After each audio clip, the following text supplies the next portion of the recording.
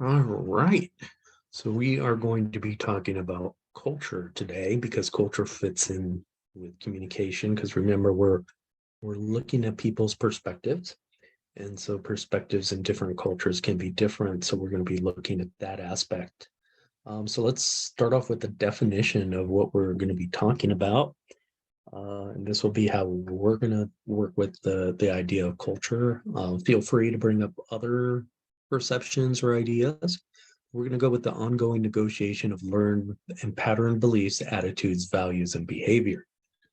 So you're probably not that surprised with the patterns of beliefs, attitudes, and values and behaviors, but what's this negotiation? And that just kind of refers to like how cultures change and people inside of certain cultures. Not everyone follows those particular patterns. So there's this give and take, the negotiation of these patterns.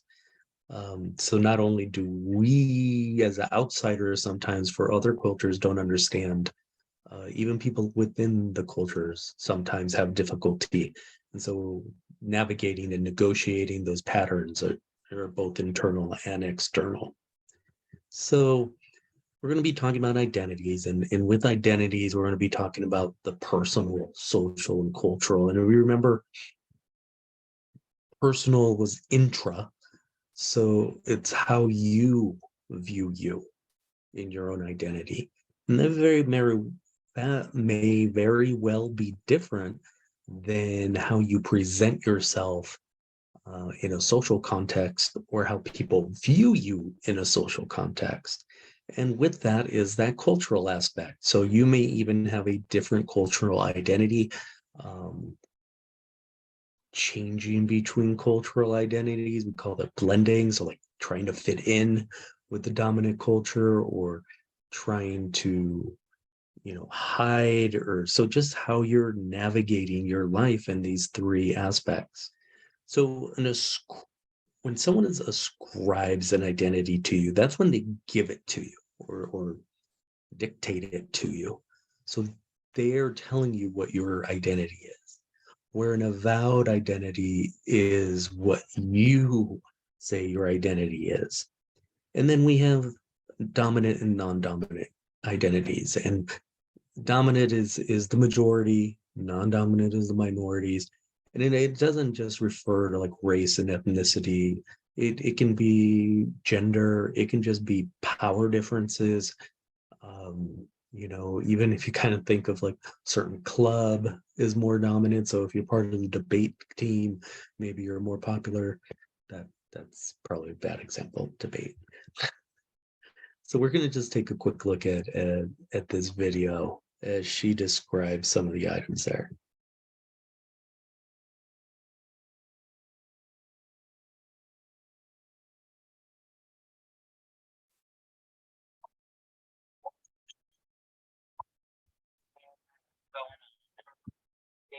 I did everything. And there you go. So I want to walk in front of me that there's of people. But there's crowds of people. There's a right to walk in front of me, and I can see a little further down. It's people, when groups walk together, they kind of take up the trail. Whole families go out on trails, and kids and strollers, and so I find it's beautiful. Some Alzheimer's awareness. As a group of awesome people walking T-shirt, running for my aunt Elaine's. Really awesome. As I was about to run, I realized I found these people because literally they were taking up the whole path of where you run. The side, sometimes up the hill, run around with the dirt. People were just so wide that there wasn't any space at that point even to run inside. There was a small number of actually not a part of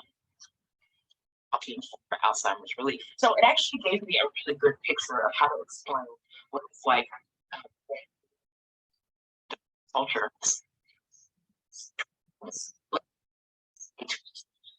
every time that I rolled up on a path of this dominant culture, the dominant culture being these people walking for this saying, hey, on your left, hey, on your left, to let people know that I was coming through. Because I was in this space too, and I wanted to do what I needed to do, even though it was different than what this large group was doing.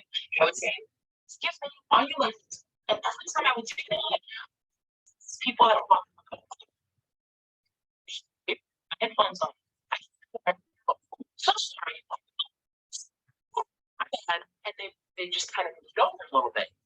What I need to do was to, run back.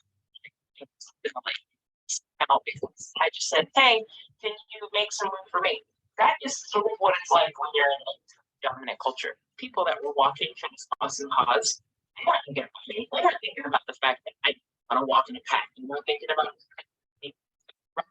as soon as I said, hey, just get here, they're given the opportunity to move. Sometimes when you're in a dominant culture, you're not even looking for the person in the minority culture. It's trying to share the same space. Explain what it's like to be the dominant culture versus the minority culture. Just to be clear, this is not just it's actually dealing with everything. All of us at some point find ourselves in the dominant culture, regards to race, hearing versus deaf, whether it's God, we all if when you find yourself in the dominant culture, you can remember to be aware of the people.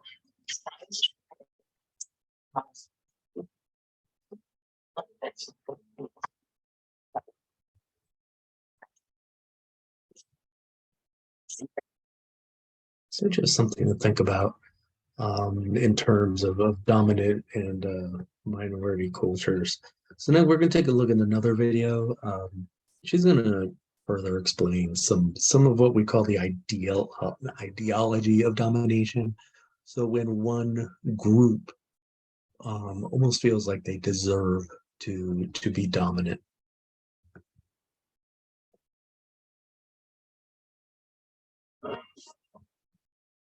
And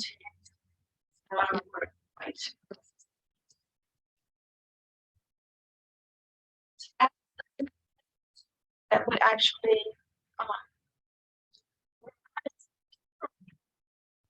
the interlocking system that define our reality, not just to be like as the implementation issue. But for me, the use of that particular jargonistic phrase was a sort of shortcut way of saying all of these things actually are at all times in our lives. And that if I really want to understand what's happening to me right now at this moment in my life as a Black female of a certain age group, I won't be if I'm only looking through the lens of race. I won't be able to understand if I'm only looking through the lens of gender. I won't be able to understand it if I'm only looking at how white.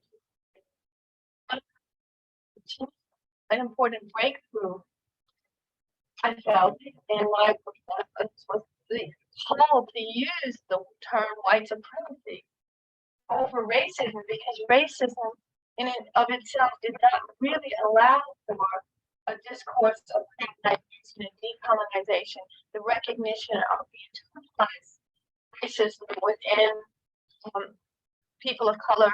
And it was always, in a sense, keeping things at the level at which white people.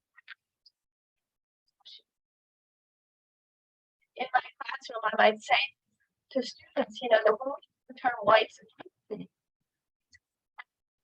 white people, it evokes a political world that we can all frame ourselves in relationship to. And I think that I'm sort of integration with the color tests. So that obviously I knew that spiritual reality, that it wasn't just what white do to that was to our lives. I knew that when we went out to my grandmother's house who looked white, who lived in a white neighborhood, and she called my sister Blackie because she was dark and her hair was nappy, and my sister would sit in a corner and cry. She want to go over there. I knew that there is some system here that is hurting this little girl that is not directly the direct hit from the white person. The white supremacy was that term that allowed one to acknowledge our collusion with the forces of racism and imperialism. And so for me, those words were very much about a reminder, one of institutional constructs. That we're not personal constructs in the sense of how do you feel about me as a woman or how do you feel about me as a Black person? But they really seem to be a larger apparatus. And I don't know why those terms have become so in fact, the issue, I think they actually merge together, really okay, the question of justice globally, because it means then that we have to look at how people are doing to each other in Rwanda. We have to look at, and we can't just say racism, what have we have to it's nationalism beyond race, and all kinds of ways that I think there's this tremendous reluctance, particularly in the United States, to do that. Counting of identity.